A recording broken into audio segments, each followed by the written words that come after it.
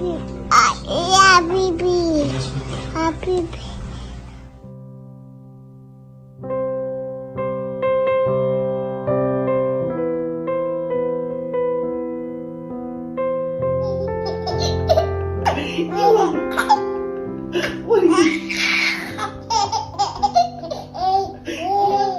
Detectives arrested 22-year-old Quinton Simon and charged her with malice murder, concealing the death of another person, false reporting, and making false statements in connection with the disappearance and death of her son, 20-month-old Quinton Simon.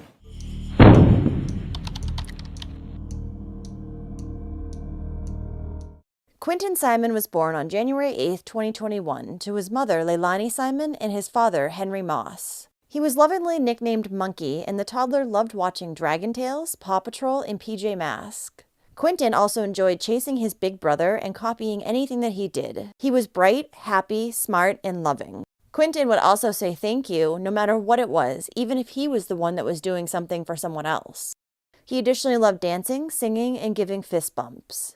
Now, Quinton's mother, Leilani, had met his father, Henry, who she also called Bubba, at a swimming hole in 2019. Both already had children from previous relationships, and when Leilani got pregnant with Quinton in 2020, she kept it a secret from Henry for months. It's also said that at the time Leilani got pregnant with Quinton, she was heavily using cocaine.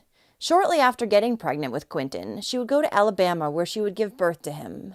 When she did, she kept Henry's name off of his birth certificate. So Henry did not spend a lot of time with his son, but said that he was a good baby who was always happy and smiling. By June of 2020, Quinton, along with his older brother and his mother Leilani, were living in a trailer home with Leilani's mother, Billie Jo Howell. During this time, Leilani would end up getting arrested after she broke into a neighbor's trailer and stole $50 out of a coin jar. She cut a hole through the neighbor's screen window and then crawled through to grab the money. The mother would then end up being charged with first-degree burglary, but she ended up pleading this down to criminal trespassing and was sentenced to 12 months of probation. Following this incident, Leilani and her mother were evicted from the trailer park, and Leilani would then take her two children and go live with Quinton's father, Henry, for a few months. Henry would say during that time, Leilani used cocaine pretty much all day, every day, anytime that she could. She was also known to get quite violent when she was high, and would frequently hit Henry if he didn't give her money for drugs. Now, after Leilani had been living with Henry for a few months, in February of 2021, he would be served an arrest warrant. Apparently, even though the victim of the break-in had identified Leilani as the one who had done it months earlier, she still had tried to pass the blame off on Henry, the one who let her stay with him after this incident. Real nice. She had told authorities that the morning she had stolen the money, Henry had actually come over to her house and asked her to take the money after he realized he wouldn't fit through the window. So after he was served with his arrest warrant, he immediately broke things off with Leilani and kicked her out. But according to Leilani, this was not the reason that Henry was not in his son's life. It was because he had left them. Leilani had then taken Quinton and her older son to live about 85 miles away, which is a big part of the reason why Henry didn't see Quinton as much. Henry would say that he had later told police that he had a very bad feeling about Leilani and believed that she was going to hurt that baby, referring to Quinton. Leilani would soon meet a new boyfriend, and his name was Daniel Youngkin, or Danny for short. She then moved to North Carolina to live with him and left her two children behind with her mother, Billie Jo, who now had temporary custody. Shortly after moving in with Danny, Leilani became pregnant with their daughter, Sky. Around the time the baby was born, the couple moved in with Leilani's mother, Billie Jo, and Leilani's other two children, including Quinton. Billie Jo's home was located at 535 Buckhalter Road in Savannah, Georgia, and Leilani's brother Paul and Billie Jo's husband Thomas also lived there. At this point, Leilani still did not have legal custody of Quinton and his older brother. Billie Jo did. Which is a little odd because Billie Jo had a fairly long criminal history herself, including charges of narcotics possession and distribution, as well as prostitution. She also has an older son who's currently in jail for murder. So Billie Jo had left for a business trip during the first week of October of 2022, leaving the children in their mother Leilani's care as well as a babysitter during the day. But while she was gone on October 5th, 2022, around 9:40 in the morning, Leilani and her boyfriend Danny would frantically call 911 and say that Quinton was missing. Leilani would tell a dispatcher that she had woken up around 9:30 to notice that her front door was open and Quinton was missing from his playpen. She believed someone had entered her home and taken her son. She would later say that the last time she had seen Quinton was around 6 o'clock in his playpen. So why she waited an entire 3.5 hours to call and report him as missing, I'm not sure. Leilani told authorities that it had to have been Henry, Quinton's father, who had come and taken him. When police went and spoke with Henry, he was in the middle of mowing his boss's lawn. He claimed that he hadn't even been to the Savannah area in about a month. He additionally told police that at the time that Quinton had gone missing, he was sleeping because he knew he needed to wake up early for work that morning. Henry's alibi would be confirmed after investigators found CCTV footage which showed that he'd been at his own home the entire night prior, as well as that morning.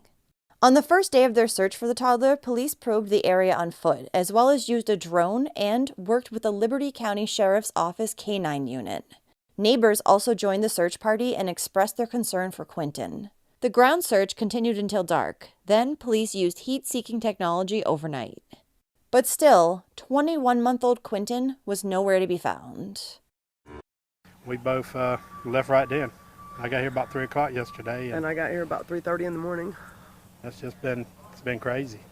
I mean, we don't know nothing. Whether it's the answers we want to hear or answers we don't want to hear, we just want to know something. My concern is him, and that's all it is. I mean, we concerned with his well-being. I know everybody worked really hard yesterday, but And I want them to keep working hard. And we appreciate everything that everybody has done, all the people that's come out and searched for him and all that. And he's always smiling. He's a happy kid. I mean, you get some kids but he always had a big smile on his face, and he was always happy. Let me ask you, why are you getting emotional? Because he's not here, he's just a baby. And I want him home. He's just a baby. Leilani's my daughter, she's 22.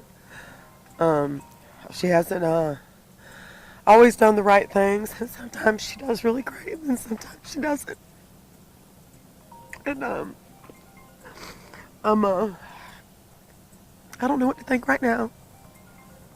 I don't know what to believe, because I don't think anybody ever believes that this is going to happen to them. I don't know if I can trust her or if I don't. I mean, I just know I'm hurting, and I want this baby home. We want answers, and we don't have answers. Just thank you to everybody that's helped. Thank you for everybody that's looked for him, and please don't stop looking. Yeah, like I said, we want answers. We want to find him. That's the answer we want, is somebody found him. You know, we're still hoping and praying, and we wish everybody to pray for him. Pray for us. Yes. It came to the attention of police that Quinton's babysitter, Michelle McCarta, also known as Diana, had been scheduled to watch him and his siblings that morning. However, she had received a text at 5:30 telling her not to come over. According to Leilani's boyfriend Danny, he had sent that text message because when he had woken up to go into work, Leilani had told him that she was going to stay home that day. This was still odd to Michelle, however, because she claimed that even when Leilani didn't go into work, she would still watch the children for her. Then shortly before 911 had been called, Danny called up the babysitter Michelle and asked her if she knew where Quinton was. She, of course, had no idea where he was and didn't even know he was missing, so she immediately ran over to the house to help them look for him. But when Michelle arrived, the family did not seem to want her help at all, which was rather odd. The day after little Quinton had gone missing, police executed a search warrant for the family's home. They even drained the pool in the backyard for any clues as to what had happened to Quinton, but still nothing. A phone line for tips regarding any information that might lead police to the toddler was also opened at that point. On October 12th, police went out to Billy Joe's home again to search with dogs. Later that same day, they would make a public announcement that they believed little Quinton was dead. However, they still had not found his body, so his mother, Leilani, who is the main suspect, was still out walking around free. This upset a lot of people, and police would have to be called to the home where the mother lived over 50 times following Quinton going missing, as many people began to protest at the end of the family's driveway. 20-year-old Leilani had been hiding from the public and the law, or so it seemed. She would finally come out and say publicly that she hoped her son was found happy and alive. I'm here. I've been here every day since this. I am not running and I'm not hiding. And if something does come up that I am at fault, I will take myself to that police station. Chatham County Police have repeatedly said that though they've named Leilani the prime suspect in her son's disappearance and death, they don't believe she's a flight risk. Leilani says that she and her mother, Billy Howell, spend their days in the backyard of their home because it's too difficult to be inside with reminders of Quinton and the fact that he's gone. Every day that goes by is less tears and more anger, not knowing what's happening, if that's even understandable. You wake up every day angry, hoping that you're going to get a phone call, and that phone call just doesn't come. We want him back in our arms, holding us. That's what we want. We're just hoping that he's in somebody's house and they're feeding him, and they are hoping that, maybe they wanted a baby or couldn't have a baby. Maybe they thought they were his savior. But it's not. That's their best hopes at this point. Legal guardianship of Leilani's other 2 children was taken away from her mother, Billy Jo, the same day that police had announced that they believed Quinton was no longer alive, as she had failed to provide adequate supervision after she left Quinton and his older brother in Leilani's care. She had been the one who asked the babysitter, Michelle, to watch Quinton and his siblings. However, she had still left the children in Leilani's care prior to that.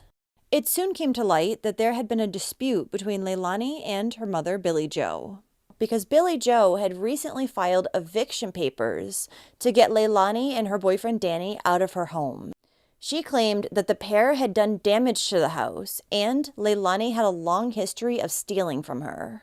Also, months prior to Quinton's disappearance on March 10th, the state of Georgia and the Department of Human Services had filed a motion to enforce that child support be paid by Leilani. The very day that Quinton had been reported as missing, a default order for her to pay that child support had been delivered. About a week after Quinton had disappeared, investigators announced they'd found evidence that led them to believe Quinton's body may now be in a nearby landfill.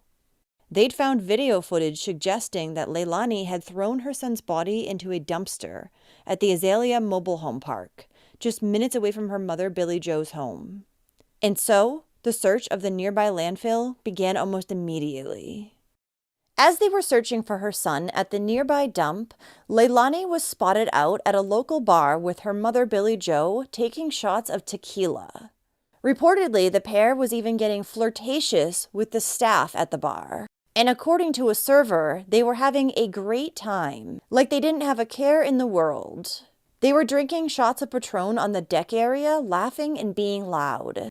It's almost like they were trying to draw attention to themselves, the server said. As Quinton's body still had not been found, his babysitter Michelle, who was obviously very upset about the situation, decided that she wanted to put together a public memorial for him. But this made Billy Jo furious, and she confronted Michelle, screaming at her that Quinton was not dead.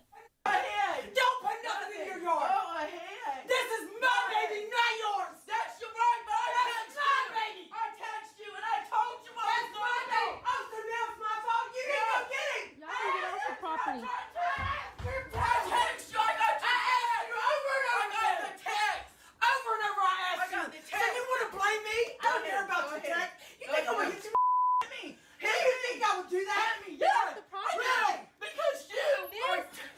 I'm what? No one likes I'm y'all. what? I'm what? No, I don't blame nobody. I should not have been out of town. Yes, you did. You shouldn't have. No, I'm not. I was trying to provide. I was trying to provide. I told you. I was trying to provide. I even provided for you, you didn't. Yeah, I did. Yeah, I did. I didn't pay for your family, your entire family. I didn't ask you. Your entire family. Keep recording. Don't take my phone. Keep recording. Don't take my phone. Good, you were wrong. You were wrong. I begged you to help. I begged you to help. Put that on social media. I begged you to help. Oh yeah, and I begged you to help. I said, hey Michelle, please get the kids. You're a liar. Take them. I'll give you $300 a week. I'm about to put it all over. I'm a liar. I'm about to put it all over. Good. Good, because you're awful to say you're going to put a memorial. My baby's not dead. You are a liar. My baby's not dead. My baby's not dead. You're a liar. You're a liar. No, you are. You are. My baby's not dead. I thought you was a woman of say God. that. I thought you were a woman of God. You got Quinton? Do you have Quinton? I don't have Quinton. You're the Maybe one that you had do. me. Maybe you do. You got him. Okay. You got him. Well, I'm about to call the police. You're the only one that can go in my house and take him. Your kids go in my house and take him all the time. Oh, yeah. Go ahead. Go ahead. We did not go in her house. Oh, it's going to be. Oh, yeah, it's going to be. Yeah, it's going to be. Yeah, maybe we need to look at some green cards. Yeah, we did. We did.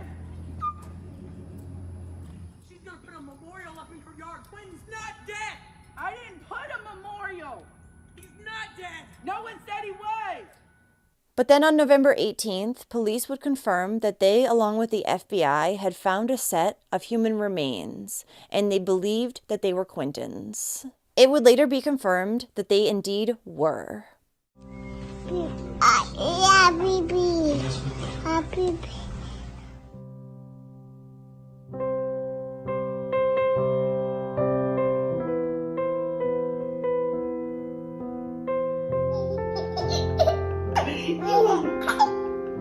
What are you?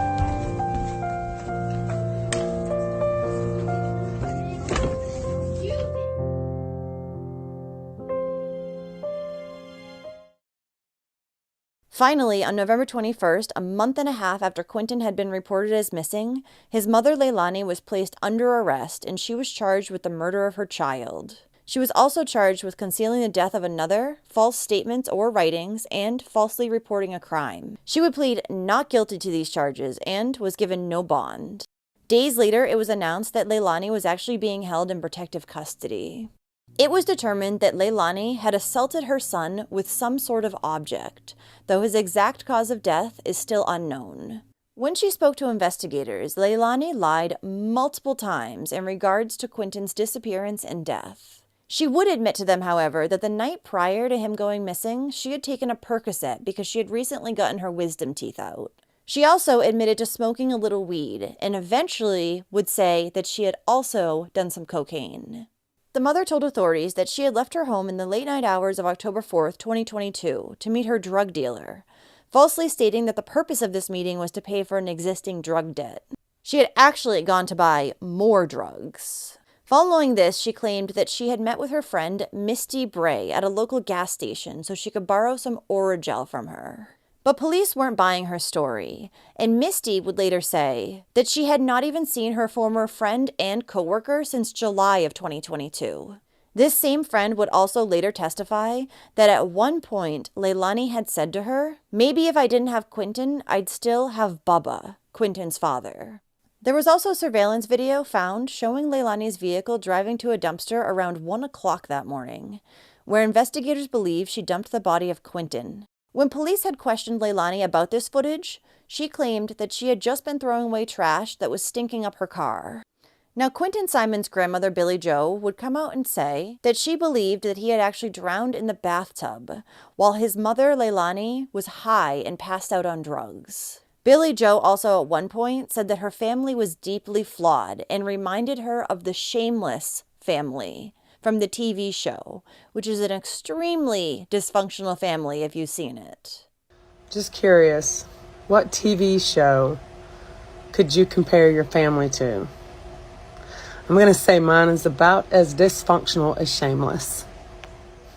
Leilani would go to trial for her son's murder in October of 2024. In their opening remarks, her defense team insisted that there was not enough evidence to prove that she had murdered her son Quinton.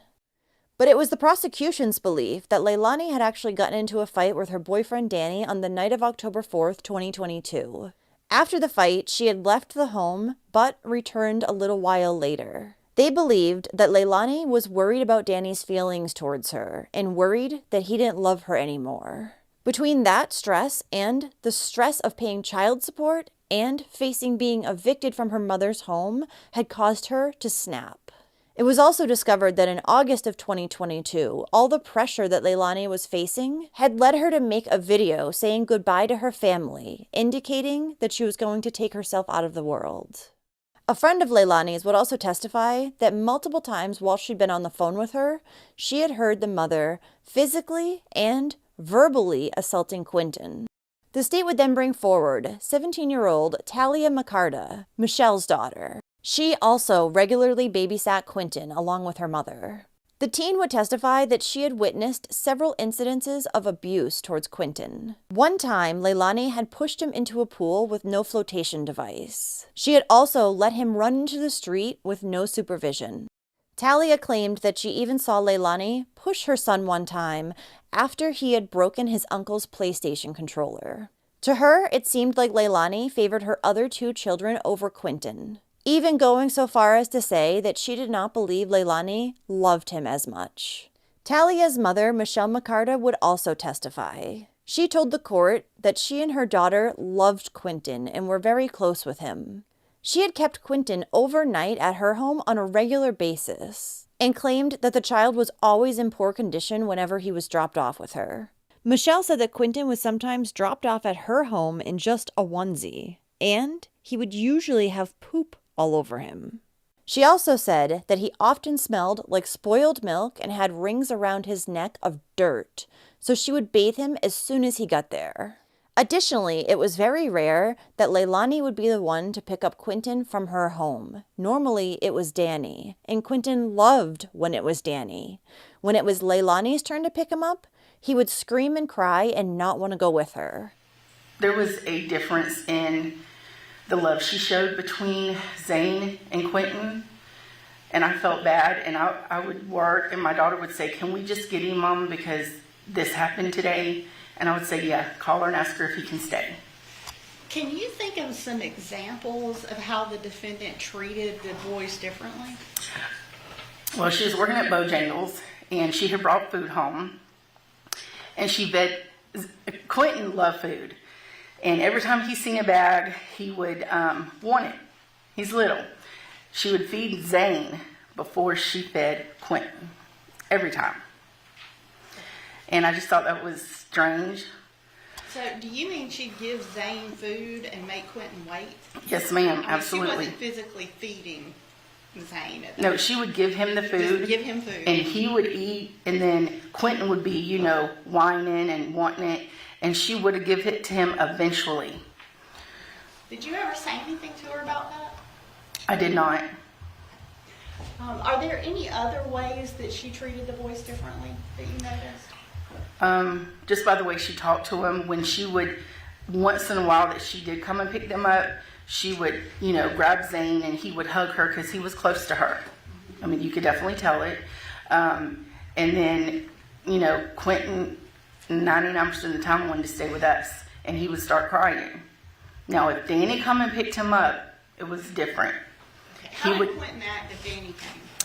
He would go with Danny. He wouldn't cry to stay with us. He loved Danny. He would, Danny would pick him up and he'd hug him. Okay. All right. Did Leilani ever talk to you about how she felt about the boys? Yes, ma'am. She just, one time, and my daughter had more talks with her than I did. I didn't really talk to her that much.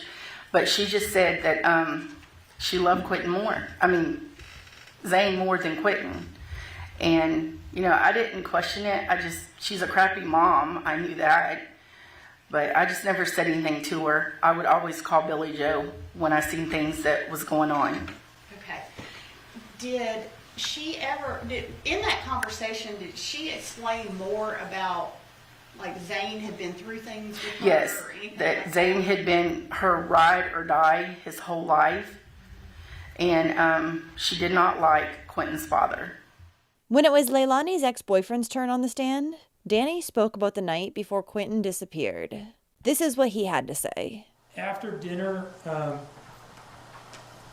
some point did y'all get the kids ready for bed and put them down? Or one or both of you? Yes, sir. I believe so. Now, from this point forward, did you leave the house again that night at any point? No.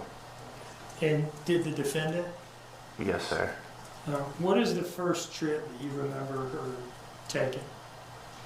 To 204. Did the two of y'all talk about that? Did she say anything to you before she left? Yeah, she told me she was doing that. Do you remember what led up to her leaving? Anything about that? No. That's not fine. Really. And what were you doing at the time that she left for 204? Laying in bed. What were the children doing? Laying down as well. Where were each of the three children in the house? Zane was on his race car bed. Sky was on the couch, or in her swing, and Quinton was in his playpen. At the time that the defendant left for 204, was Quinton okay? Yeah. Did anything at all out of the ordinary happen to that point? No. And what happened, what was going on while she was gone on that trip to 204? I think I fell asleep. Now, do you remember the defendant getting home from the 204 trip? No. And why is that? I was asleep. What's the next memory you have of that night or morning? Waking up, and she was beside me, and that was that. At the time that you went to sleep, was Quinton okay? Yeah. Had anything at all happened at that point? Not to my knowledge. And let's talk about the night. Do you remember seeing or hearing anything during the night? No, I don't. So let's go to you waking up. Did you wake up naturally, or did you wake up in response to an alarm, or what? Yeah, I think my alarm on my phone went off. And where did you have your phone that night? Maybe it was under my pillow. I don't know.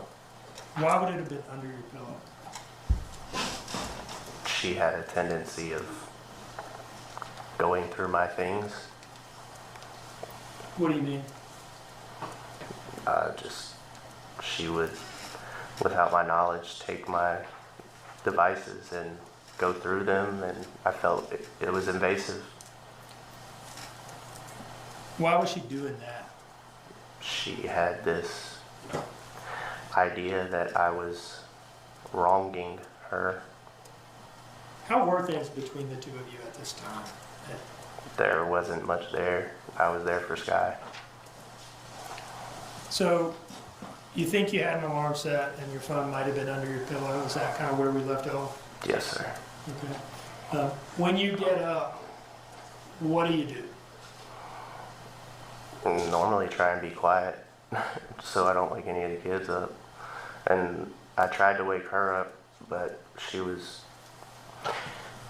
Normally if I do that, I'd either get yelled at or something like that. So I said, hey, are you going to work today? She'd be like, no. And that's when I proceeded to text Michelle and say that she was going to watch the kids. As in this exhibit here, it says, hey, the kids are going to stay here with her today, Miss Michelle. And what time was that text sent? 5:20 a.m. A moment ago you were talking about what would happen in the morning when you get up for work and you try to wake her up, and you said she would be like... Oh yeah, she'd yell at me or Yeah, pretty much I get yelled at. By the phrasing, she would be like yelling at you. Can I take from that this is something that this was not the first time this had happened? Yes, sir. Okay. Can you tell us about that? There's a history of this? It's a pretty general thing at that time. Tell me what you mean. I would try and wake her up to go to work, and she would either yell at me for waking her up or say she's not going in, and she would make up the time and go in with Paul on his shift. It'd be a rare occasion for me not to get yelled at or that to happen. Why was it during that time frame that you were able to get up and go to work as scheduled, and she would have these difficulties with that? What was going on? I'm sorry, could you? Why was it that you were able to get up to go to work and she was having these difficulties getting up, going to work during this time period? What was going on there? Oh, I would go to sleep and she wouldn't be there, so I just was kind of making sure that I could get a paycheck at that point, so I just kind of let her be her own person, of course. Well, not let her, but you know, she would do whatever she did, and I would make sure that the kids were taken care of and that I'd make it to work at least somewhat on time. So there are times you go to sleep at night so that you're able to get up for work and she's not there. There were times that yeah. And would she talk to you about where she had been? I never asked. Now, let's go back to that text message to Michelle. Were you, before you sent that text message to Michelle, had you been planning on taking the 3 children to Michelle's house that morning? Yeah, the plan was because we missed the day before of work for her tooth removal. And we both were scheduled for the next day for a shift. The plan was to drop the kids off and go to work with her. During the 8-day trial, jurors heard from 40 prosecution witnesses and saw almost 100 pieces of evidence to back up the state's argument that the young mother had killed her toddler, then disposed of his body in a dumpster. At the end of her trial, Leilani Simon was found guilty of murdering her son Quinton, and she's scheduled to be sentenced on November 21st. Shortly after the toddler's body was discovered, on the night of Wednesday, March 8, 2022, community members gathered at Daffin Park for a prayer vigil for Quinton Simon. A candlelight vigil was also organized for the little boy in November of 2022 by his babysitter, Michelle. Additionally, a memorial with teddy bears, flowers, and more grew outside the home where Quinton had once lived. The owners of the landfill where the little boy's body was found also just recently put up a permanent memorial to honor little Quinton. Diana McCarta was Quinton Simon's babysitter for 10 months. We think about him every day. We pray for him.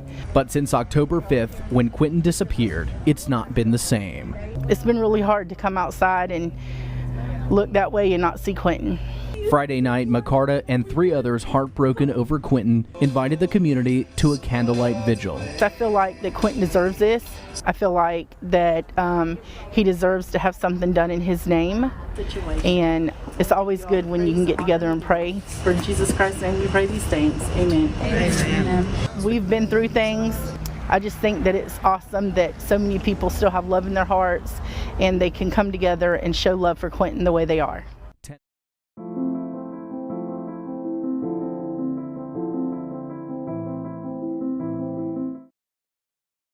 We will never be able to understand why Louise Porton murdered her children. She has lied repeatedly to family, friends and professionals to cover her tracks. At no point throughout the whole investigation she showed any signs of emotion.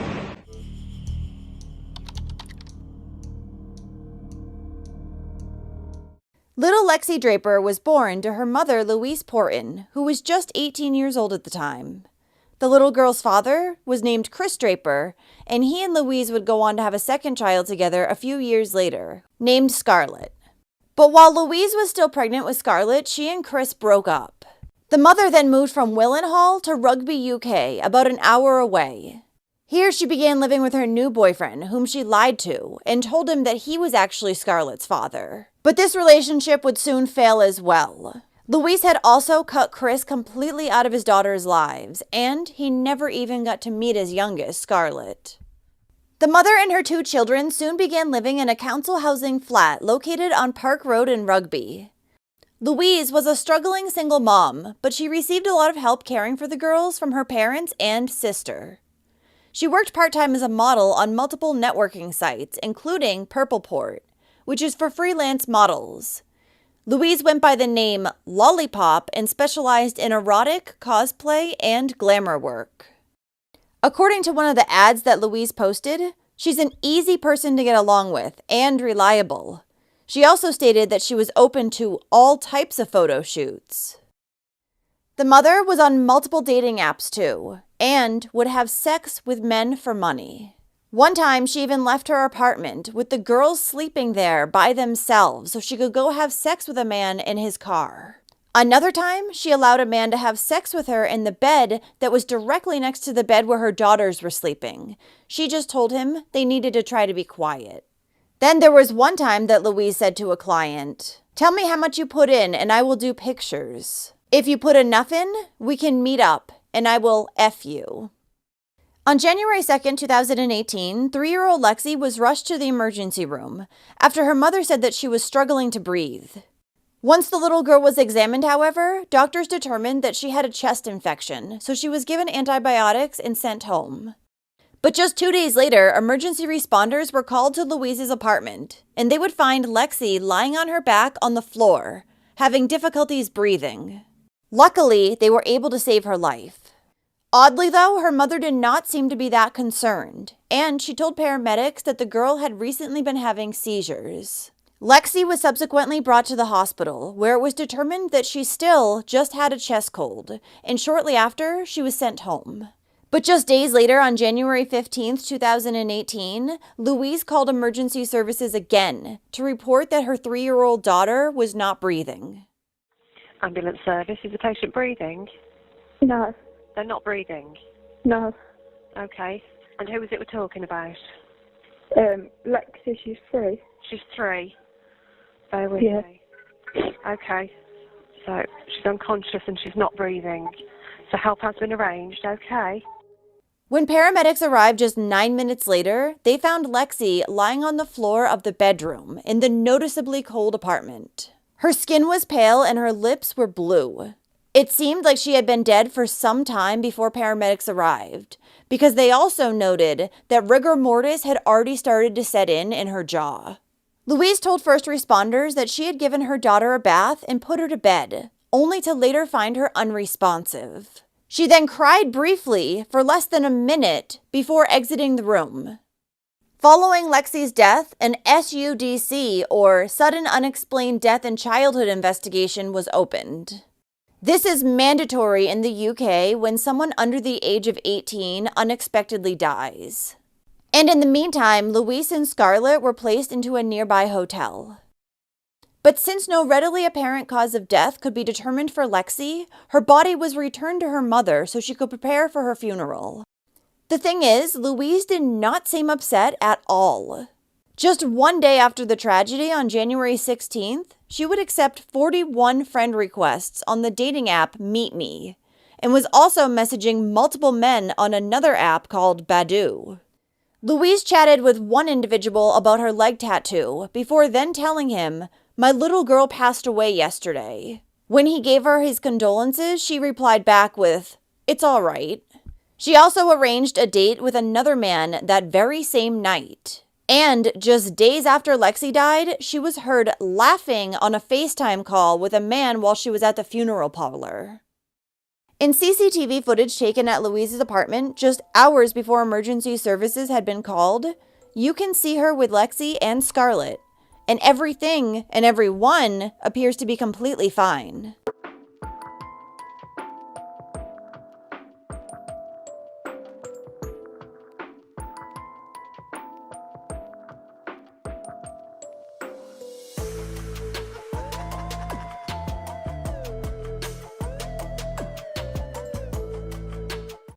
A few weeks later, on January 31st, a social worker went over to Louise's apartment to check on things, and according to her, everything seemed good.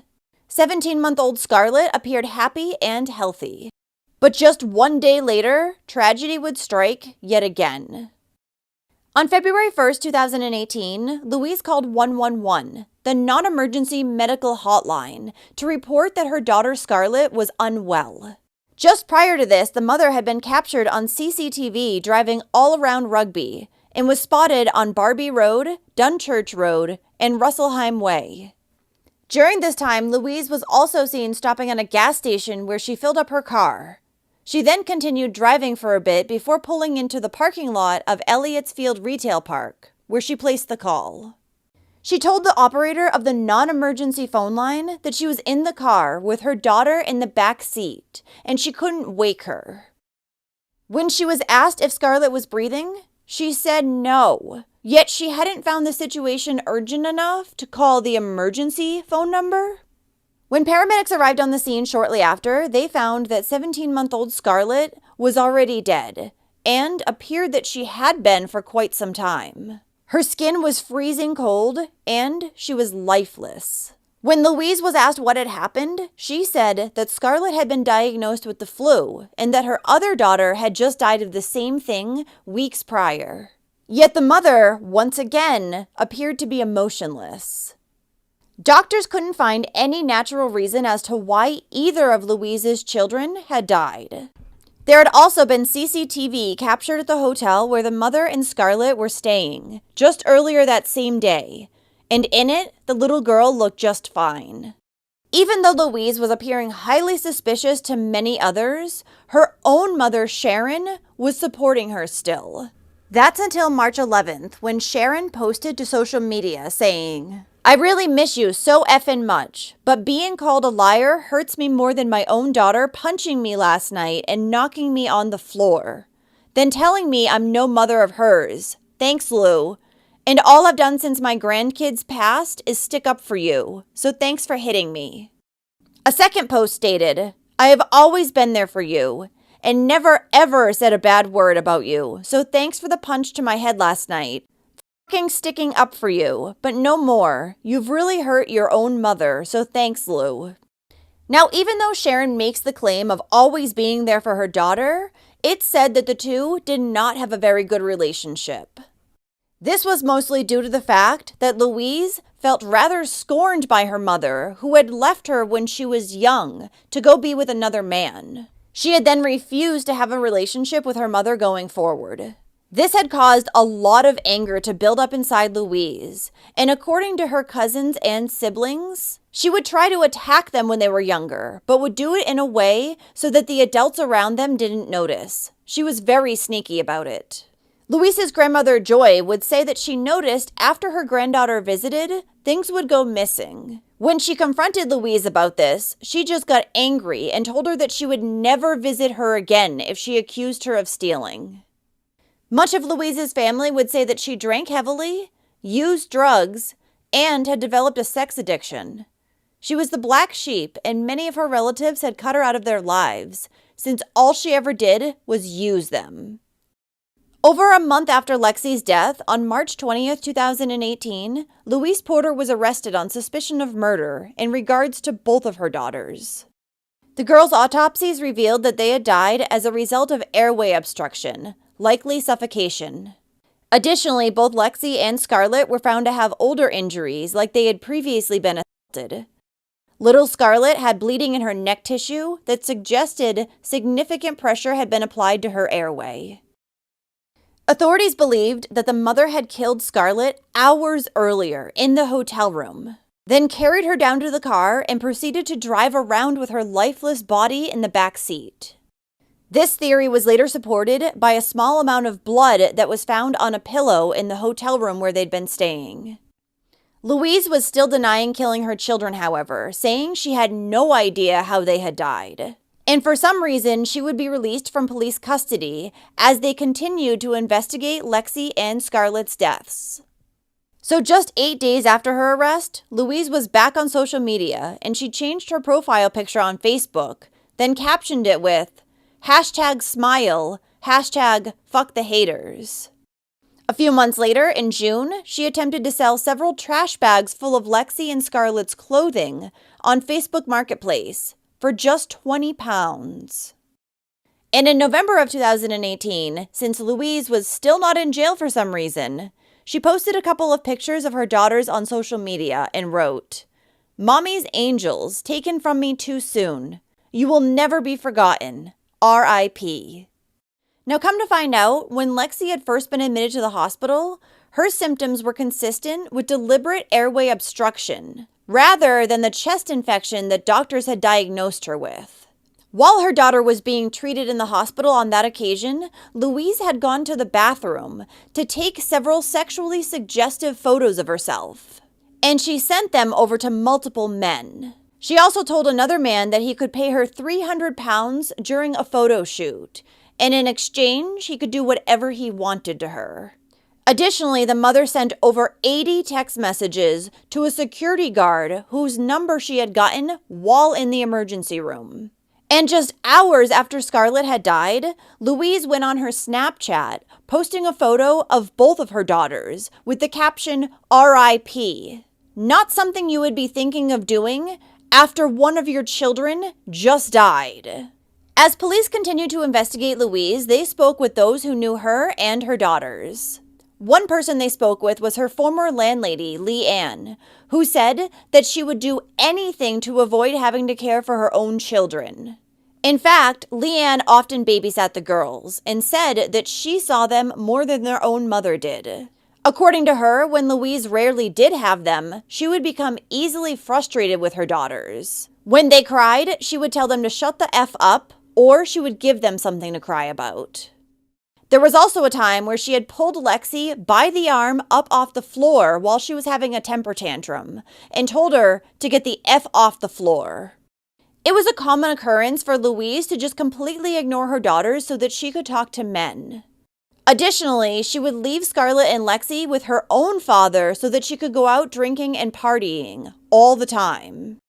Louise's mother, Sharon, and the girl's father, Chris, were said to have reported her poor parenting skills to social services on numerous occasions, but nothing was done.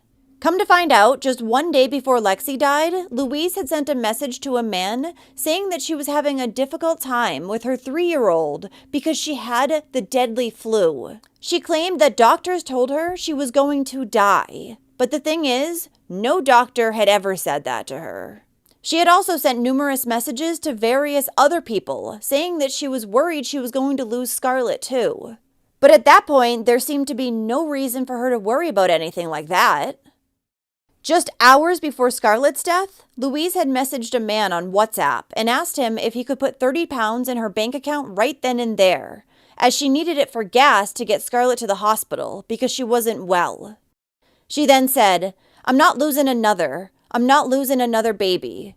To which the man replied, "Call the ambulance, don't waste time, hun, XX. Louise then said back to him in a series of 3 messages, "I've called, told me make my way. Can you or not? Please, you'll get it back." Just days after Lexi had been discharged from the hospital with the diagnosis of a chest infection, there were multiple disturbing Google searches made from Louise's phone. These included, "Man takes his own life by supergluing his mouth shut," "Can you actually die if you have a blocked nose and forcibly closed mouth with tape?" "How long after drowning can someone be resuscitated?" and "Why did my 3-year-old stop breathing?" Louise also went on several websites where she read articles about 5 weird things that happen after you die, and "Child revived almost 2 hours after drowning, but how?" And just hours before Louise had called emergency services for Lexi, she looked up, "How long for a body to go cold up to the shoulder?" Yet she still continued to claim that she had nothing to do with either of her daughters' deaths. Police, on the other hand, said it was clear from all the evidence that they had gathered that Louise had previously tried to kill Lexi twice prior to succeeding. But it wouldn't be until a year after Lexi had died, in January of 2019, that Louise was finally charged with murder. When she appeared in court, she read a prepared statement that said, "It is correct that life as a single mother was financially difficult, But I never asked anyone for money, and any suggestion that I used my daughter's ill health or death to make any money is wholly inaccurate and wrong. When Louise Porton went to trial a few months later in July of 2019, she was still denying having anything to do with either Lexi or Scarlett's deaths. According to her, the girls always made her laugh, and she loved them very much. She claimed that while parenting wasn't the easiest thing to do, she coped. She said her daughters always gave her something to do. She was always taking them places, like to play parks, and she always tried to give them everything they wanted. But the evidence against her was overwhelming, and prosecutors believed that the girls had been in the way of Louise's sex life. So she felt that she had to get rid of them. A paramedic who first tended to Lexi on January 4th and was later called back to the apartment a few days later said that when he arrived, Louise had a glass of wine in her hand and seemed rather pleased to see him, saying, "That's the paramedic who looked after my Lexi before she died." Witnesses said that the mother acted like someone who had lost her goldfish rather than her 2 children, and when she was asked what she wanted to do with the girls' belongings, she had just yawned.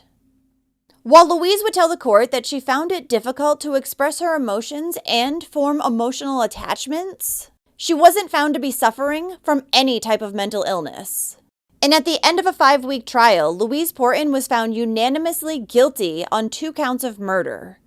She was then sentenced to life in prison with a minimum of 32 years before she's eligible for release. The judge described the mother's actions as evil and calculated and said that she was sure that Louise was responsible for the events leading up to Lexi's initial hospitalization and paramedics showing up at the home days later. She also said that Louise had only called emergency services when she was sure that her daughters were dead and could no longer be resuscitated. The children's father, Chris Draper, who was said to have continually tried to reunite with his daughters, fighting for both custody and visitation rights, would have a victim impact statement read aloud for him, and he said, "Why did Louise do something so evil to our beautiful daughters? You are their mother, the person supposed to care for them, protect, and love them. They were just an inconvenience to you. How could you do this? Maybe if social services had listened to me, they'd still be alive today. I sit and think day and night and can't understand why my 2 little girls were taken away from me because Louise wanted to sleep around. I hate Louise. No punishments will ever be enough. Only having a short time with Lexi and never meeting Scarlett makes it all the more heartbreaking. We will miss out on all those special occasions they would have celebrated. Their first day of school, birthdays, getting married, having children of their own. The only comfort is that Lexi and Scarlett are together." Louise is currently being held at HM Prison, Foston Hall, and she will be eligible for parole in January of 2051. It's said that while she's been serving her time, she's been verbally mistreated and spat at. However, she was also at one point bought 3 Christmas prison meals because apparently, and disgustingly, she has fans. Louise's own mother, Sharon, would speak publicly, and she said that something in her daughter's head had just snapped. Something with her changed. She became a monster. She was not the happy, loving little girl that she had once brought up, and she no longer considered her daughter. Though, from the sounds of it, she didn't really bring her up, so I'm not sure how well she really did know her. Sharon also said, "I can't believe that social services didn't do more. They have blood on their hands. They could have done so much more." Louise didn't care about Lexi's death. She didn't give a damn. There should be an inquiry as to why they didn't do more. Who has made the decision that everything was all right with Louise's family and they could be left alone? Scarlett needed to be taken away for her own safety. Then in February of 2020, 48-year-old Sharon died after she took her own life. A funeral for Lexi and Scarlett was finally held for them by their father in September of 2019. It took place in Warsaw, and the girls' coffins were led to the cemetery by a white horse-drawn carriage. After the funeral, Chris Draper posted to his public Facebook page and said, "My girls are home now. Today your family lay you to rest, even though you shouldn't be there, but you're daddy's babies. Sent you away in style. Gave you the send-off you deserved. All eyes on you, and you'll be missed but never forgotten. Sleep tight, babies. Daddy got you. Daddy will always have your back. Sleep tight. Love your daddy.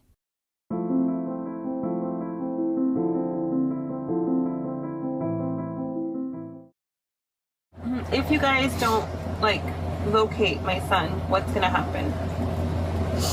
That's what we're working on at the moment. Why do you think they won't be able to locate him? I mean, if you got the address to where he'd be.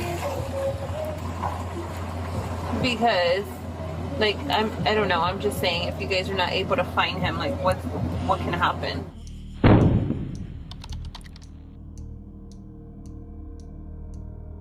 Ariel Yazue Garcia was born on January 4th, 2020, to his mother, Jeanette Garcia, in Linwood, California. His family said that he was the most loving little man.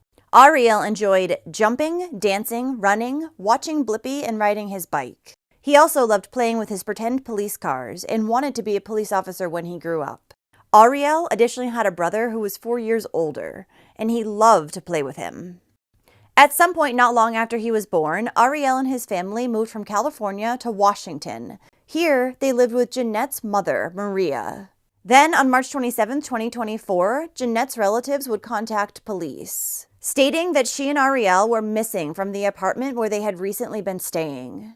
For the last few days, the mother and son had been living in an apartment that was owned by Jeanette's ex-boyfriend's mother, in the 4800 block of Vesper Drive in Everett, Washington. They'd last been seen around 7 o'clock that morning, but when Jeanette's relatives later went over there, they were gone. And left behind in the living room was a large blood stain on the carpet and a child-sized bloody handprint. They immediately became seriously concerned. When authorities went out to the scene, they would cut up the carpeting, and they found that the blood had leaked through to the carpet padding and the subfloor below.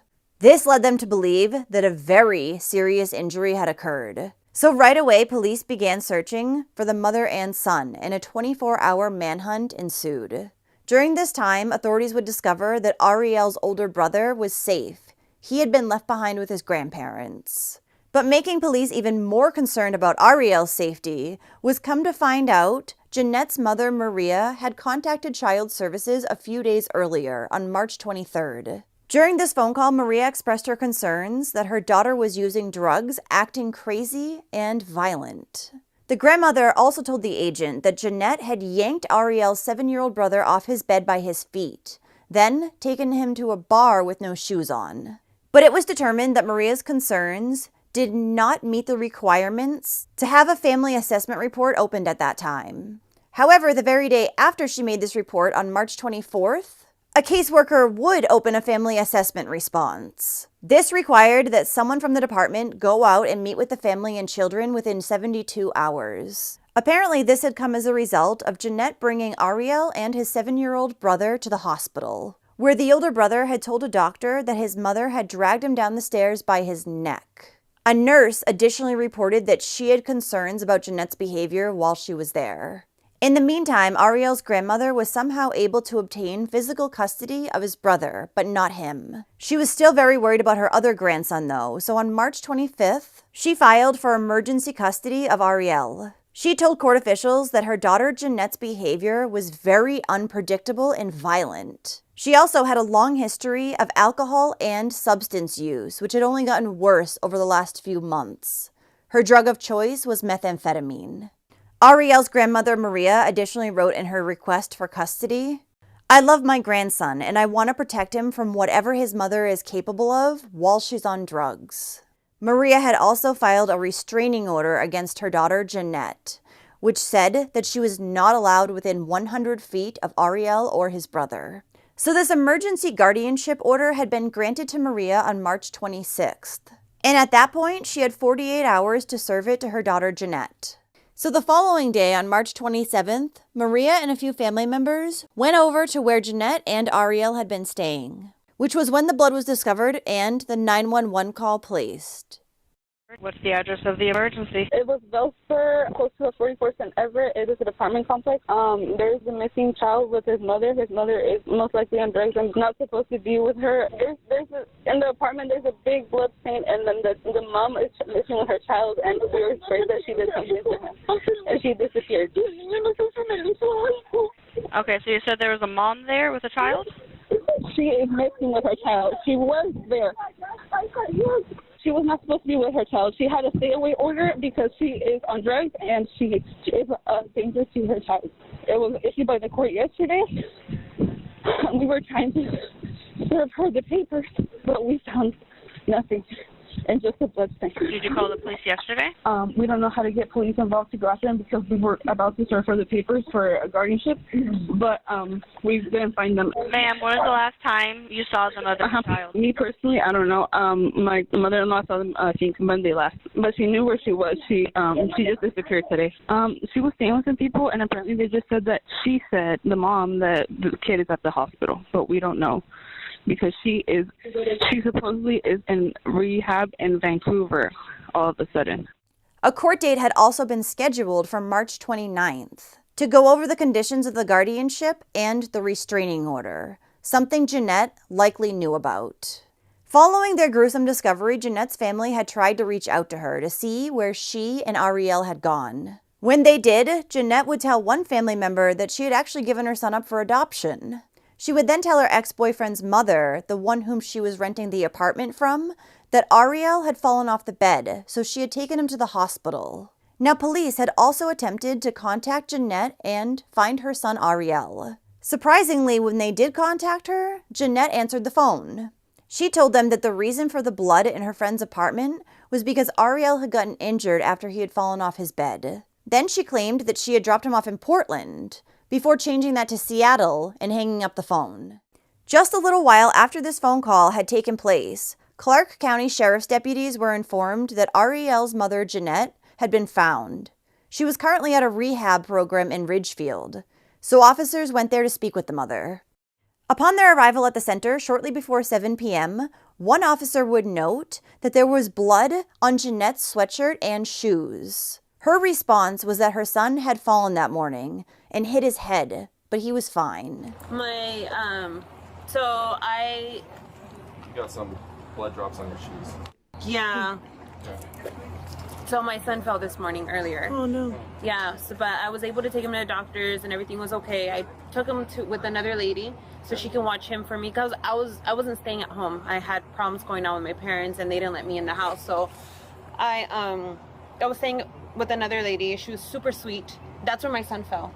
And then, but we left, so I was like, okay, so I went to another lady's house and I told her if she could watch him for me. I wanted to come get, I wanted to fully recover. I'm an alcoholic, so I was like, if you can watch him for me for 12 months, that'd be amazing because I'm not talking to my mom, and she's the one that has just like a notarized paper saying that she has legal custody of them, but I have legal custody of them. She's not letting me see my older son, so that would be really hard. Yeah, I'm a little bit upset about that one. So I'm here now and everything's okay. Jeanette then went on to tell police that she had left Ariel with some person, but couldn't provide a name, address, or phone number for them. She would later go on to say that this person was actually a friend who was named Alika Bone. According to Jeanette, she had been friends with Alika for some time, but had recently found her phone number on her old Facebook account. But then after contacting the friend and dropping her son off with her, she had deleted the number. Jeanette would also at one point during the interview change the spelling of this friend's last name. We want to make sure that he's safe and know where he is. Who's the friend that you left him with? I left him with another lady. I don't have her information. Oh, well, that's not going to cut it. We got to figure out where he's at. Where can you, tell me the location where somebody could go and check on him and make sure he's okay? In SeaTac area. Okay. Seattle. More specific? I don't have an address. Nothing. Who's the friend? How do you know the person how did you pick the person? She's a longtime friend that I know. Okay, what's her name? Alika. That's all I know. Alika Bone. Alika Bone? Mm-hmm. Okay. And you've known her? Or anything? Okay. But you've known her for a long time? So how did you reach out to her? So I reached out to her because I needed help. How did you reach out to her? I found her number on my old Facebook, but I no longer have a Facebook anymore. So. Okay. So something you sign back into? No. No? You just deleted it all? I delete it all the time. So. Yeah. You found it today on your old Facebook? Mm-hmm. And her name is Alika Bone. Alika Bone? Like B-O-N-E? Mm-hmm. Okay. And she lives in the SeaTac area. You understand we should need to make sure that he's okay, and then... Yeah. We can just do that, and then we can leave you be, you know? Yeah. Okay. Sure. As officers continued to interrogate her, not believing her insane version of events, she would double back on her story. But she proved to be unable to describe the hospital waiting room where she said that her and Ariel had gone. She was unable to give an arrival or departure time from the hospital. And then she finally admitted that while she had taken him there, they had never seen a doctor because the wait was too long. From there, she had brought Ariel to Alika's house, whom she now also mysteriously had found an address for. You're not lying. You have a longtime friend that you reach out to leave your son with, who you obviously care about very much. I love him with all my heart. Yes, and you're expressing how upset you are about what's going on between you and your mom and the custody of him and your older son. Like, that's horrible. So I know that you're not going to go leave your son with somebody and you don't know where he is. Yeah, no. So you do know where he is? No, I know where he is. I know where he's at. Tell me where he's at. I don't have the address for him. Okay, how can we find the address for him? I don't know. Did you put it in your phone? No. To get there? Okay, Alika, you know where your son is because you're a mom who loves her son very much, and you didn't I'm not Alika, I'm Jeanette. I'm sorry, Jeanette. Yeah. Alika, you took him somewhere, and you're going to go back to him, and you know where he is. So tell me where he's at so we can make sure that he's okay or what's going on. So he's not, I mean, he's there. He's with her, but tell he's me not how with to me. go check on him. I can give you an address. Okay, what's the address? I don't know. You have to write it down. Okay, I can do that. Thank you. When he fell, where'd he get hurt? Just on his head, but he fell on the ground and he hurt himself. Heads are the worst. Yeah. I'm just trying to find, I don't even... How old's your son? He is 5. So I don't know if this is the right one. And Seattle, Washington. So 57. 01. Yep. 232nd Avenue, Seattle, Washington. Where did you get that address from just now? From the top of my head. Okay. Yeah. Okay. Yeah. So that's where you remember leaving him. So yeah, Alika. That's her name. 5701, yeah? 5701. Okay, perfect. Yeah. Okay. That's Alika? Mm-hmm. How do you spell that? Alica. Okay. Last name is Bonn.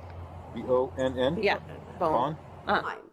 So, and if you guys can't find him or whatever, this is where I'm going to be for the next 12 months. But I mean, he's there. They check in. How did you guys discuss that you're obviously gonna communicate with him still, you want to check on him right. and all that. How are you guys gonna communicate? Well, I'm not gonna have my phone. I'm not gonna use my phone because I'm gonna be here for the next 12 months. Okay. So if anything, I don't know. What else? Okay. That's it. You didn't discuss that with Alika before you left? Yes, I discussed with her. I'm gonna be here for 12 months, and then, but before that, like I don't speak to my parents or anything like that because we got into an altercation. So, but this is where I'm gonna be. He jumped from the bed that we were sleeping on to the ground, and then he just got blood on his head, and so I had him taken to the doctor, and so he's doing good. Okay. Okay. What did he hit it on? Just on the ground. Okay. How did it start bleeding? It's just started bleeding. Can you show me like what side of his head? Do you remember what side of his head it was? I don't remember exactly what side of the head it was, but it's starting to rain a little bit. Yeah, it is.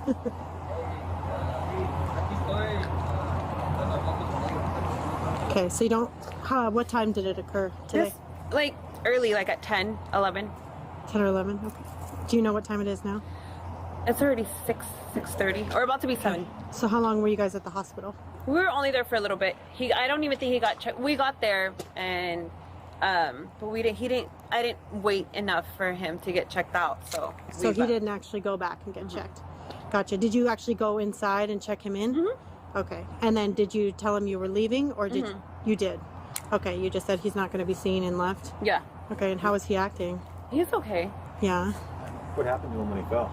Nothing. He just cried. Just cried? Mm-hmm. Do you remember when you walked in? Like, can you describe to me when you walked in what it looked like? Just the hospital. Just the hospital. Okay. But can you describe, like, when you walk in the door, where was the check-in? In the front, like I walked in, as soon as I walked in, the front desk was checked in right there, and I said my son had to be seen for something, and then his name and everything. Okay. And that's You're it. going like this, so you wrote it down, or was there like a check-in thing? Or There was a check. All right, but I think they checked me in. No. Okay. Yeah. So you didn't write anything on there. Okay. Have you been there before? No. No, that was your first time. That was my first time. When you checked into the desk, was it just an open desk, or just an open was desk. it behind a wall, did they have like a glass wall, or just an open desk? Okay. Was there a lot of people in there? Yeah. That's why you didn't want to wait, because it was too long. Do you think he needed stitches or anything? No, he's fine. Okay, you didn't remember where his injury was? Is it front, side, back? Do you remember? It's the side. It was the side. Definitely one of the sides that you recall? The front, yeah. Okay, front. You're kind of pointing above the eyebrow? Okay. Make sure she doesn't get... I might just take her phone. She's got some specks on her shirt. She's got blood on her shoes. She's not really making sense. If you guys don't, locate my son, what's going to happen? That's what we're working on at the moment. Why do you think they won't be able to locate him? I mean, if you got the address to where he'd be. Because, I don't know. I'm just saying, if you guys are not able to find him, what can happen? What it's looking like right now is that we're going to need to stay with you until we find him. Because it sounds like you said you know where he is, you know where you left him. Right. So it shouldn't be an issue, right? Should be able to locate him? Okay. So that's what we just need to stay with you until we locate him. Okay. And you'll also notice that at points, Jeanette cannot seem to get her son's age straight. She'll once say that he's 4, and then another time say that he's 5. So according to Jeanette, she had driven her Nissan from the hospital in Everett, where she had brought Ariel, to her friend Alika's house in Seattle. She had then left the car at the friend's house and taken a bus to the rehab center in Ridgefield, over 2.5 hours away. However, police would find video surveillance footage that showed that Jeanette had ironically left her car in the parking lot of a bar. It was just down the road from the rehab center, within walking distance. Jeanette was seen leaving her vehicle there less than 3 hours before police went to speak with her, around 3:30 p.m.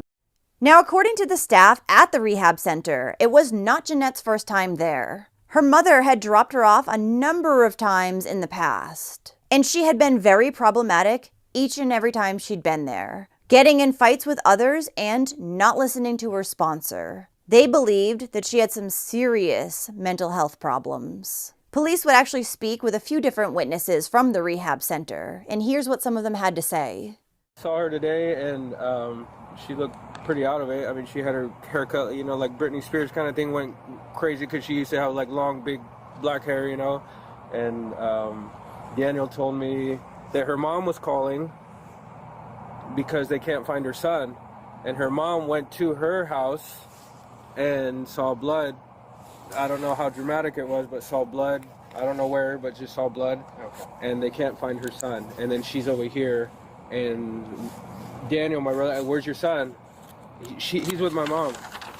And her mom's calling over here saying he can't find her son. I mean, there's a bad connection there. I don't know if she's lying, crazy. I don't know. That's the situation from what I know. How was her behavior?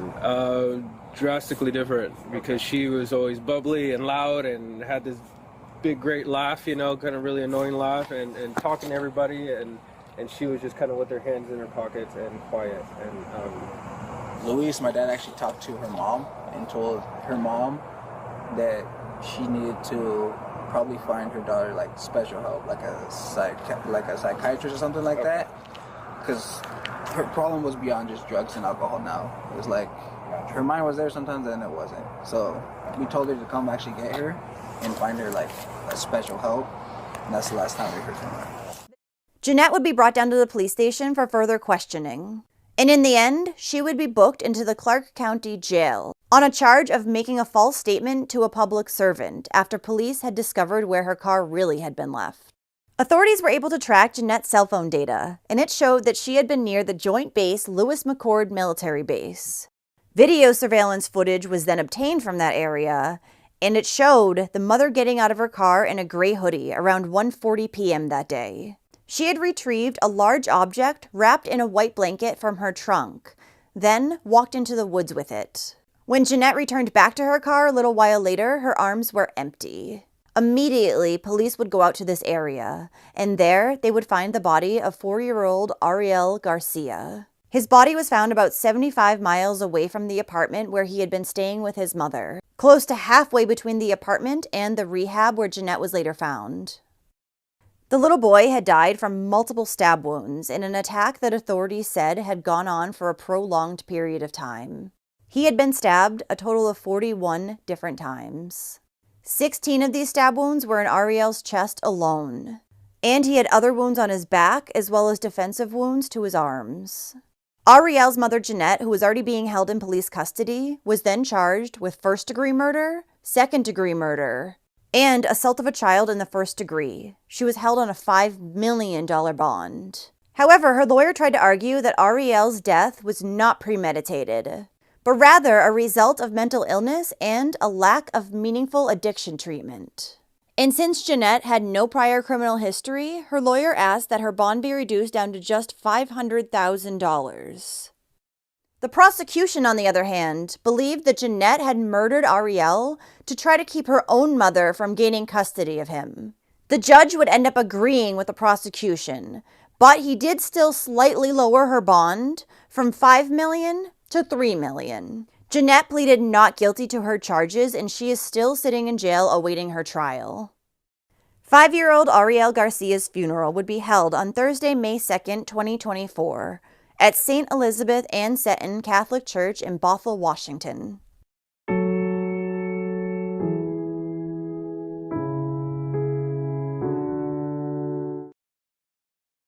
Handwritten note written on Monday that investigators say they found says the children were bad and that they were beaten.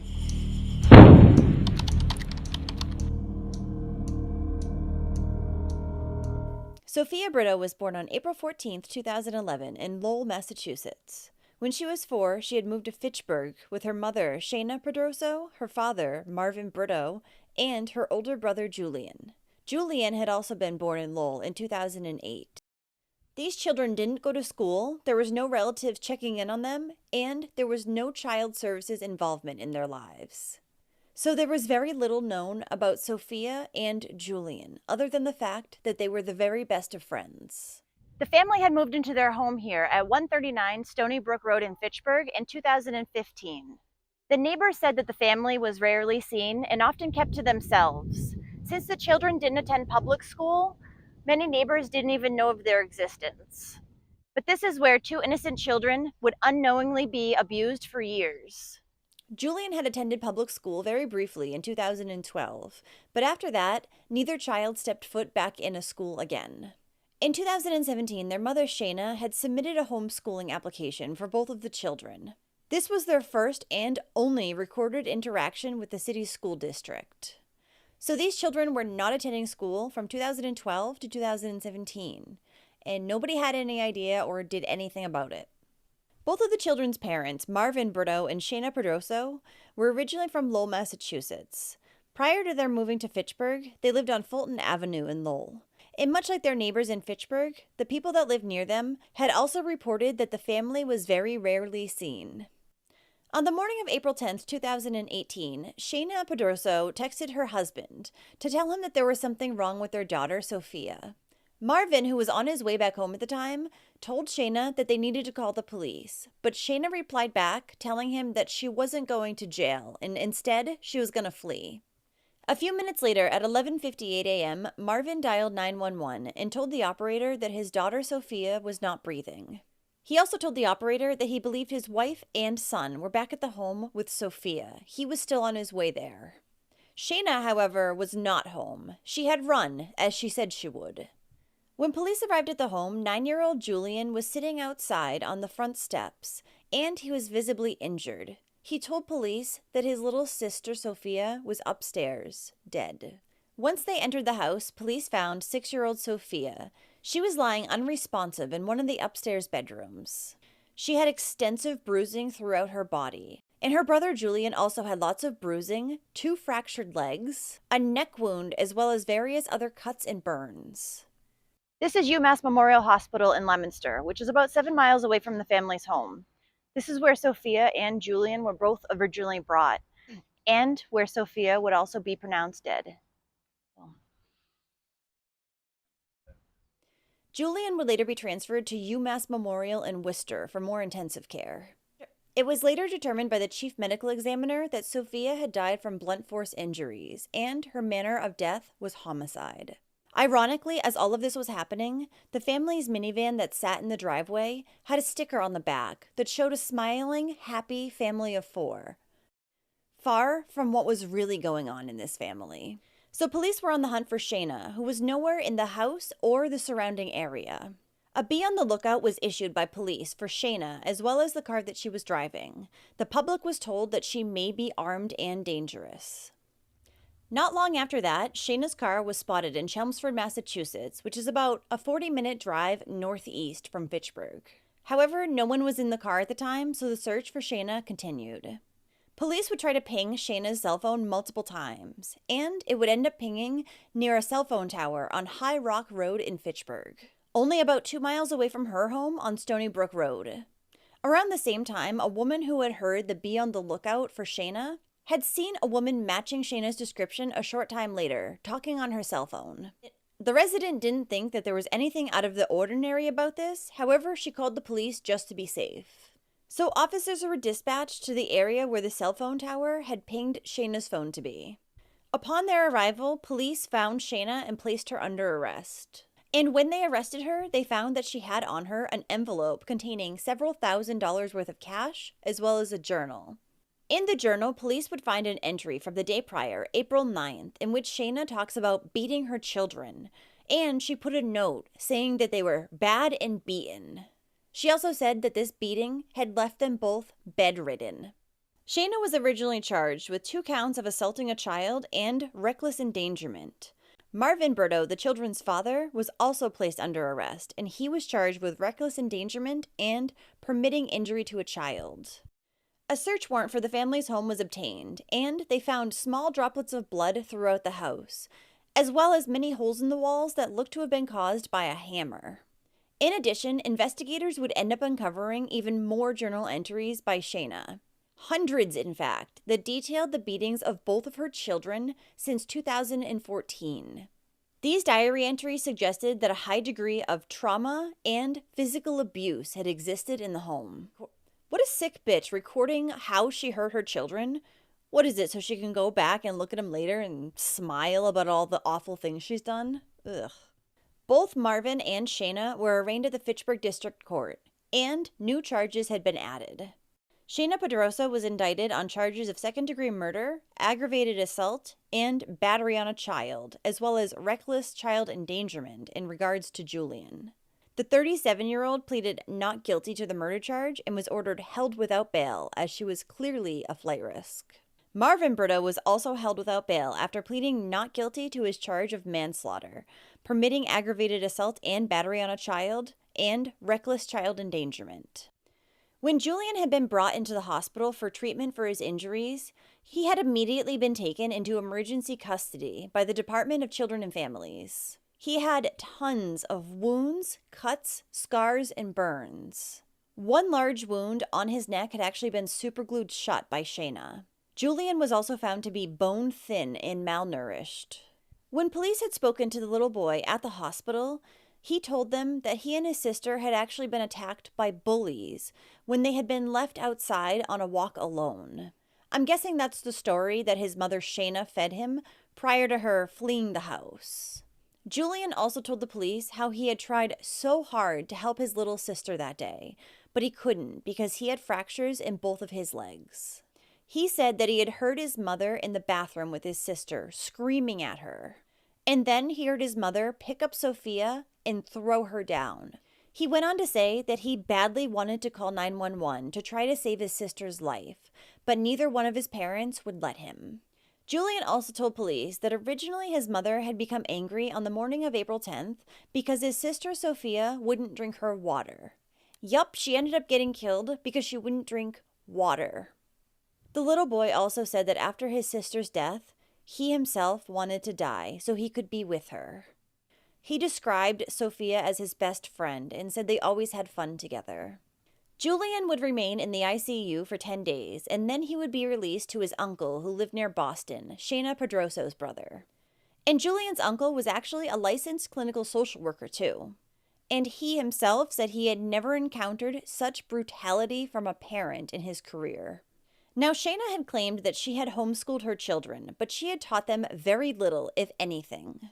The main purpose of their homeschooling, as I'm sure you know, was to hurt them and then hide the evidence. Shayna had hit Sophia and Julian with belts, a hockey puck, a crowbar, and sticks. It was also very clear that Shayna knew what she was doing was wrong, because after she beat her children, she would try to cover their bruises up with makeup. She would sometimes hit her children so hard that the leather belts would rip, and sometimes it was so hard that the children would nearly pass out. Additionally, Shayna would also withhold food from her children and call them idiots, making them believe that they deserved the treatment they were getting. The thing is, as I had said, the family was never known by the Department of Children and Families. Police had only ever been called to the home a few months prior to Sophia's death on February 2nd, 2018. But it was only because a small fire had started in their basement at their home on Stony Brook Road. It had been started by a candle near a television stand in the basement, and clothing had caught on fire. One of the adults in the home, however, was able to extinguish the fire before it caused too much damage or before the first responders had a chance to arrive. So, since it had become unnecessary for the police to enter the home because they had taken care of it on their own, nobody saw the children at all that time. So even though Shayna had been the primary abuser of both children, on occasion Marvin admitted that he would spank them. But he said he only did this when he felt like it was warranted, never to the extent that his wife, Shayna, had.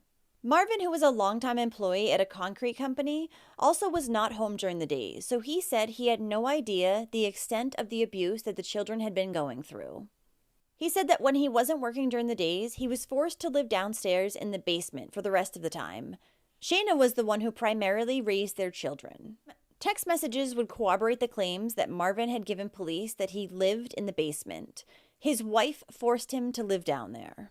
These messages showed that Shayna even made her husband ask for permission to go upstairs for things like going to the bathroom, eating, and showering. But Marvin also told police that he often heard his wife upstairs yelling and striking both of their children, as well as the screams of pain that these attacks produced. He also admitted that he had seen Shayna strike the children, and he had witnessed bruising on Julian's arms. In one of Shayna's diary entries that had been found, it said that her husband Marvin had threatened to punch her in the face if she didn't stop beating the children. Other than that, there was no evidence that he did anything to try to stop the abuse. Julian would later say about his father, "I don't know why he stood by, but she manipulated everyone. If it wasn't for Shayna, we would have had a good life with just my dad." In December of 2021, Marvin Brito would plead guilty to his charge of manslaughter. His lawyer told the judge that his client was pleading guilty so that he could accept the responsibility for not saving his daughter and letting down his son. A special prosecutor that was assigned to the case also told the judge during Marvin's hearing that it was a very serious case with egregious facts, and he spoke of the extremely disturbing photographs that had been taken of the children's injuries. The prosecutor said it looked like they were painted in purple from their shoulders to their knees. Marvin's lawyer additionally told the judge that his client wanted both his son and daughter to know that he was sorry for what had happened to them, and that he was sorry he had not protected them. He also said that Marvin is very hopeful and would love nothing more than to one day, on Julian's terms, speak to his son again.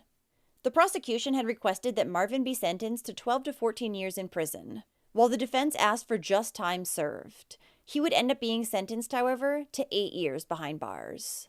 He did, however, receive credit for his 1,340 days he had already served in jail. He will also be placed on probation for 3 years following his release and will not be able to have contact with any children under the age of 18. He is also not allowed to speak to Julian until Julian is 18, if he wishes to.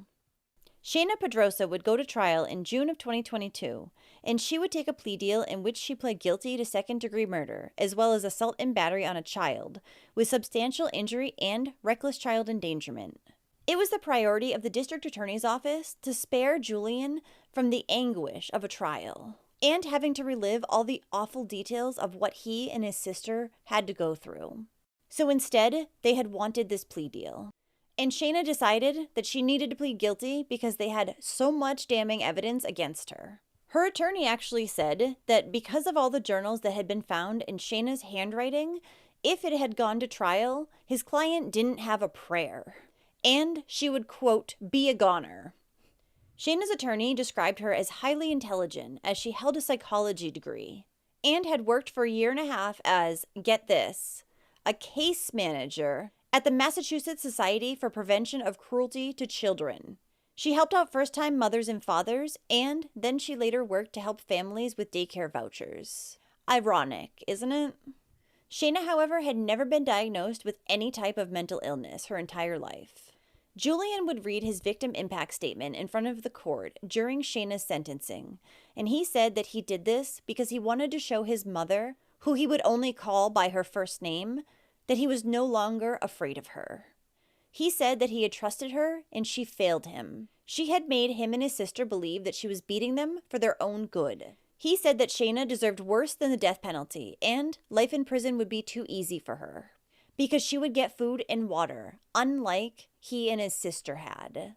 Julian also said that he struggles to understand why his sister was killed and not him, because he always thought that his mother hated him more. And Shayna would look at her son while he was reading his statement, but Julian refused to even glance back at her. And Julian said in his victim impact statement about his sister Sophia, I still miss her. She would be 11 now, and we could do even more together. It took Julian an entire 2 years after his sister's death to sleep in his own bed again. That's how scared of Shayna he was. Julian also said that once he went back to school, he was having trouble at first because Shayna didn't teach him anything and he was way behind his peers. He also said he had a very hard time making friends because he had never been exposed to any other child but his sister. Additionally, Julian has been in therapy for years now, and his uncle said, he is resilient, strong, and unwilling to cower or be silent. Shayna's brother, who took custody of Julian after Sophia's death, said that his sister needs to be held accountable for all the evil she has done. He said that his sister Shayna had fallen apart emotionally and withdrawn into a deep, toxic state of isolation. The girl I knew has been buried under layers of hatred, mental illness, addiction, and resentment, he wrote. He, however, did not give any details as to what he meant by her mental illness or addiction. He said that Shayna had always been a reclusive person who had exhibited concerning and angry behavior on the limited number of occasions she had visited with family. And she had always seemed very controlling of her children. And at one point during Shayna's brother's statement in court, where he spoke about how much he missed his niece Sophia, Shayna would roll her eyes. After pleading guilty to her murder charge, Shayna Pedrosa was sentenced to life in jail. She was also given an additional 5 years for assault and battery and reckless endangerment. She will, however, be eligible for parole after serving 25 years. And the 1,149 days that she already served was counted towards her sentence. She also is not to contact Julian until he's at least 18. Though I have a feeling he's not going to want to talk to her even then. And get this. Shayna's attorney actually asked the judge if she could be granted protective custody when she arrived at MCI Framingham, the women's state prison. But the judge said he was not going to make a ruling on that. He had asked for protective custody for his client because, quote, they'll kill her the minute she gets in there. So, ultimately, Shayna was told that she could expect up to 1 year in protective custody. Wonder Fund, a private nonprofit that helps children who are receiving services from DCF, started accepting donations to help pay for Sophia's funeral expenses. Fitchburg resident Bob Pooler had helped to organize the fund for Sophia's funeral, and he also helped organize a toy and clothing drive for Julian Brito. A candlelight vigil was held in Riverfront Park in Fitchburg on April 13, 2018, to honor Sophia Brito and her brave big brother. Many people turned out for the vigil for the little girl and boy that hardly anyone even knew existed. In fact, no one who was in attendance at the vigil said that they knew the family, but they were all very saddened by what happened to Sophia and Julian. Candles arranged in a heart sat in front of a table with pictures of both children and a sign with the words, "Stand Up for Children." Residents signed posters with prayers for Sophia and words of encouragement for her brother Julian.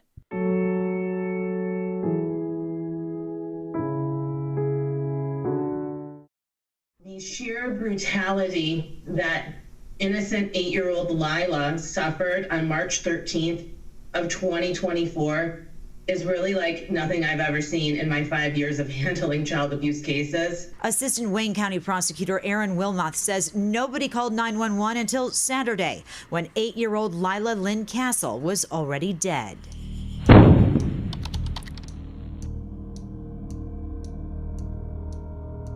Lila Lynn Castle was born in Michigan on June 27, 2015, to her mother, Chelsea Duperon, and her father, Josh Castle. She had one older brother, and Lila was said to be a happy and sweet little girl who was also witty and funny. She loved to play outside every day and loved going to her school at Roosevelt McGrath Elementary. Lila also had a lot of friends, and she loved music, especially anything sung by Taylor Swift. She loved having her hair done and having pretty bows put in it. Early in the morning, around 5 a.m. on March 16, 2024, 30-year-old Chelsea Duperon would call 911 to say that her daughter Lila was not breathing. Police officers were then dispatched to the home that was located on Phyllis Street in Wayne, Michigan. There they found Lila laying on her bedroom floor, unresponsive and not breathing. And it was also immediately clear to authorities that she had been viciously assaulted, as there was severe swelling and bruising to her head, neck, and face. Emergency responders transported Lila to the hospital, even though it was clear that she was already long gone. When an autopsy was done on the little girl's body, the medical examiner determined that she had died from blunt force trauma to her head. The massive amount of swelling that she actually had to her head and face had left Lila unrecognizable. This massive blunt force trauma had led to her brain swelling, which then led to brain damage, and had ultimately killed her. Now, Lila's mother, Chelsea, first told police that her daughter had just been fooling around near the stairs when she fell down them. It was only a terrible accident, she claimed, but it was clear from what the medical examiner had seen that a fall down the stairs would not have caused the injuries that Lila had sustained.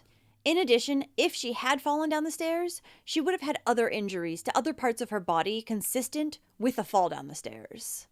But not long after police started to question her, Chelsea's story began to change.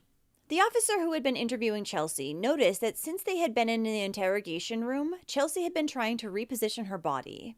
Now, at first, the officer didn't know why, but after a little while, he noticed that she had significant swelling and bruising to her right hand and arm that she was trying to keep hidden from him. At that point, the investigator asked her if her arm was normally bruised like that, to which Chelsea didn't respond. Then he asked her how she had hurt her arm, to which Chelsea replied, "I swear to God, this is not me. This sounds crazy, but there are bad spirits." She went on to say there was also a lady that had come out of nowhere in her home. Chelsea claimed that she had seen this mystery woman in her basement, and this was the woman who had actually attacked Lila. Her story, however, would end up changing yet again when police told her that this was implausible. So Chelsea's next story was that the spirit or ghost that she had seen had actually led her to chase her daughter around the house, down the stairs, and then hit her. Chelsea claimed that when she had hit her daughter Lila, she had actually been possessed by demons, and Lila was acting crazy at the time. However, the mother claimed that she did not remember hitting her daughter. The only reason she knew that she had was because Lila had told her afterwards. Authorities would come to find out that Lila had actually been viciously assaulted 3 days prior to 911 being called, on March 13th.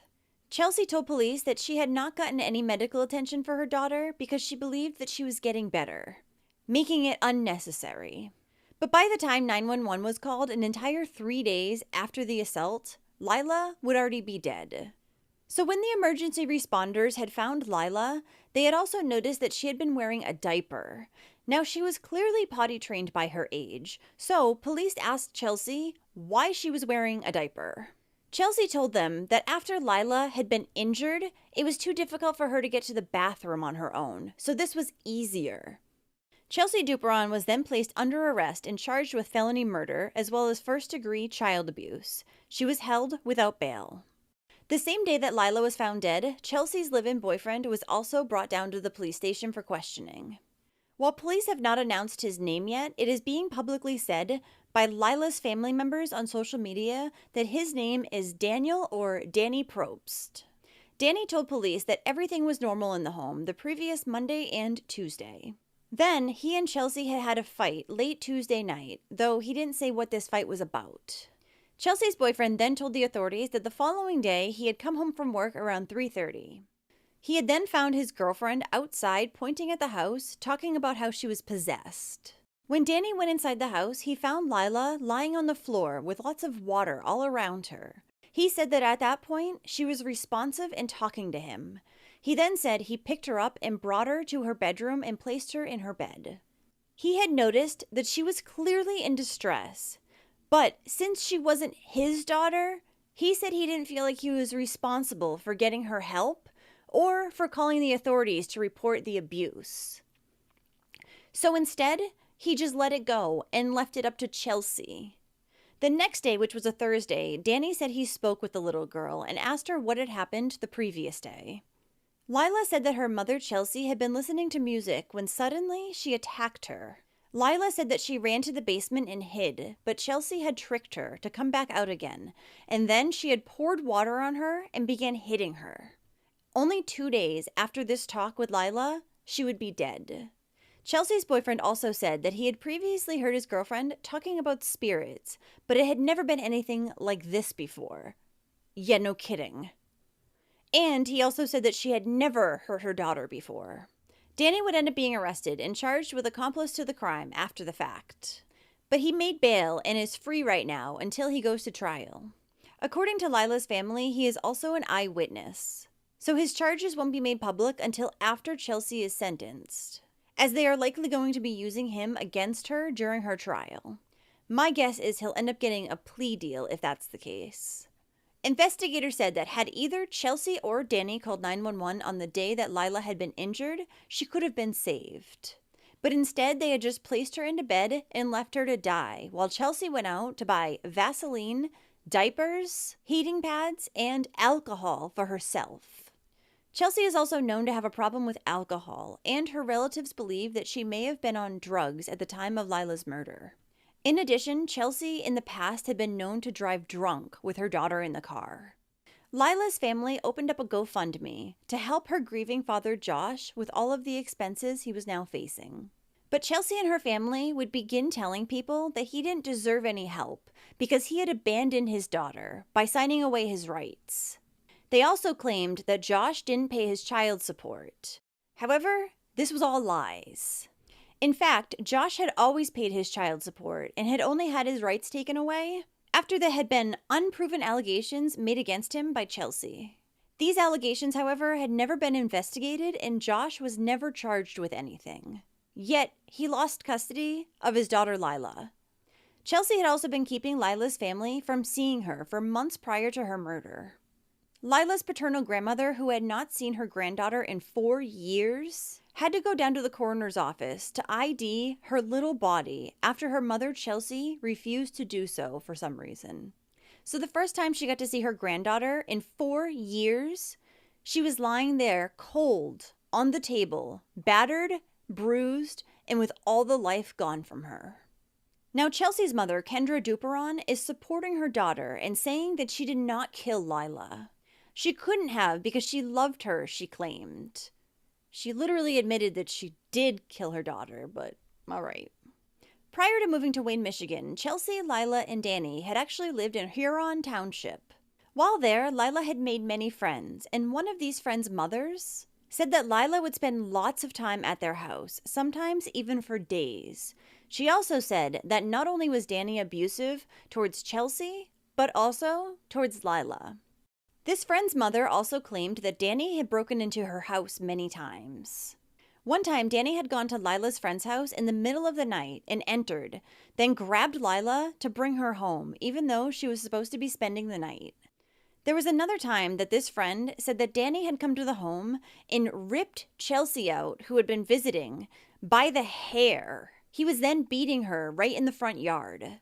And even though there was a police report filed on this incident, when Chelsea was later questioned, she lied and said that her boyfriend had not done this.